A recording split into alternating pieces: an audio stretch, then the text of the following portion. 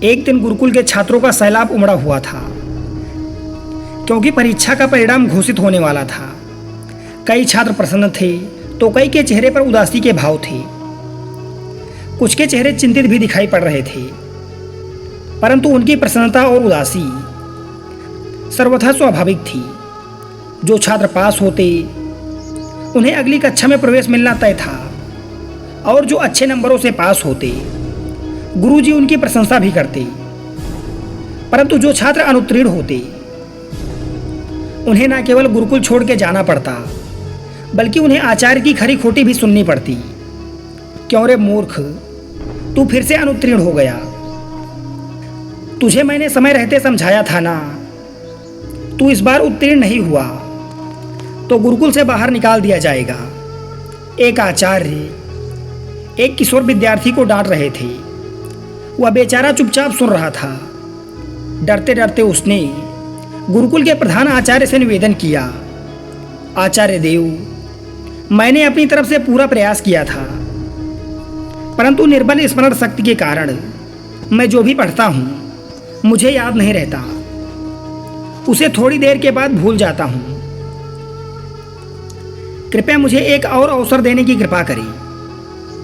यदि तुझे कुछ स्मरण नहीं रहता तो फिर तू कैसे उत्तीर्ण हो पाएगा, और तेरे विद्या अर्जित करने का भी क्या लाभ होगा। यदि देवता भी तुझ पर कृपा करें तो भी तुझ जैसी जड़ बुद्धि को उत्तीर्ण नहीं करा सकते। आचार्य ने इन तीव्र शब्दों के साथ छात्र की खूब बुराई की और उस पर चिल्लाते हुए उसे गुरुकुल से बाहर निकल जाने के लिए कहा। कक्षा के सभी छात्र उस पर हंसने लगे। वह बेचारा भी अपना मुंह लटकाए बोझिल कदमों से वहां से निकल गया। अनेकों प्रश्न उसके मन में उथल पुथल मचाए हुए थे। कैसे वह अपने घर लौटेगा, माता पिता को जाकर क्या उत्तर देगा जब लोगों को पता चलेगा कि उसे गुरुकुल से निकाल दिया गया है, तो वह कैसे उनका सामना कर पाएगा। छात्र का हृदय बैठा जा रहा था। आखिर उसने अपनी ओर से भरपूर प्रयत्न किया था। रात रात भर बैठ के पढ़ाई की थी, लेकिन वह फिर भी उत्तीर्ण ना हो सका। तो उसमें उसकी क्या गलती थी। सवालों के भंवर में फंसा। अब वो अपने गांव के पास पहुंचा था, क्योंकि धूप बहुत तेज हो चली थी। तो उसने थोड़ी देर विश्राम करने का निर्णय लिया। गर्मी की इस तपती दोपहरी के बीच में सूरज की तेज रोशनी सबको जला रही थी, पर यहां भूख भी उसे बेहाल किए हुई थी। इसीलिए पास के कुएं पर बैठकर उसने सत्तू खाने का निर्णय किया, जिसे वह गुरुकुल से लेकर चला था। कुएं पर बहुत सारे लोग खड़े थे और वो प्यास के मारे बेहाल थे। इसीलिए बार बार डेगची कुएं में डालते और शीतल जल निकालकर पीते। रस्सी के बार बार रगड़ने से कुएं के किनारे पर लगा पत्थर घिसने लगा था। लोग जितना पानी निकालते पत्थर उतना ही घिसता जाता। छात्र चुपचाप बैठा यह सब देख रहा था। उसके मन में एक विचार आया। वह सोचने लगा कि जूट की एक रस्सी से कठोर पत्थर घिस सकता है, तो यदि मैं परिश्रम करूं तो क्या सफल नहीं हो सकता। आखिर दिमाग पत्थर से ज्यादा कठोर तो नहीं है। छात्र के मन में आशा की एक ज्योति जगमगा उठी। वह उठ खड़ा हुआ और तुरंत ही उसने निश्चय किया कि वह वापस गुरुकुल लौट जाएगा और फिर से अध्ययन आरंभ करेगा। वह घर के समीप आ गया था, पर वह घर ना जाकर वापस गुरुकुल लौट आया। उसके साथी उसे देखकर आश्चर्यचकित थे। पहले तो आचार्य ने उसे झटका, फिर आचार्य ने बहुत बुराई की, लेकिन फिर आचार्य के बहुत अनुनय विनय और मान मनोबल के बाद उसे गुरुकुल में रहने की अनुमति दे दी। इस बार छात्र ने अध्ययन में दिन रात एक कर दिया, और जब परीक्षा का परिणाम आया तो संपूर्ण गुरुकुल आश्चर्यचकित था।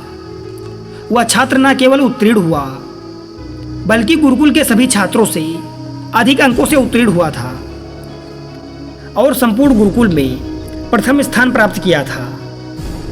एक समय जड़मूर्ख समझने वाला यह बालक आगे चलकर संस्कृत का बहुत बड़ा विद्वान बना। उसने कई अद्वितीय ग्रंथों की रचना की।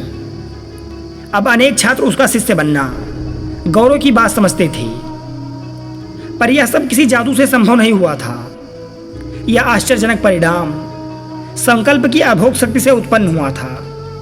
कठोर परिश्रम और प्रबल इच्छा शक्ति के फलस्वरूप यह असंभव कार्य संभव हुआ था। कामयाब लोग ऐसे ही नहीं कहते।